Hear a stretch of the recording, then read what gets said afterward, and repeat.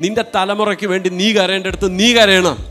യേശു കർത്താവ് തൻ്റെ ആമേൻ അവസാന നാളിൽ ആമേൻ തന്നെ നോക്കി കരയുന്ന യെരൂശലേം പുത്രിമാരെ നോക്കി പറഞ്ഞു, യെരൂശലേം പുത്രിമാരെ, നിങ്ങൾ എന്നെ ചൊല്ലി കരയണ്ട.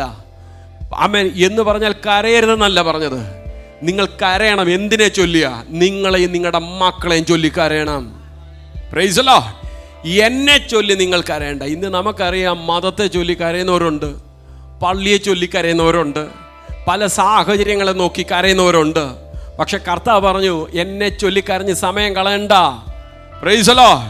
ഞാനിപ്പോൾ ആമേൻ ക്രൂശിക്കപ്പെടാൻ പോകുന്നത് വെറുതെ തോന്നിയൊരു കാര്യമല്ല. ആമേൻ, അത് ദൈവിക നിശ്ചയമാ.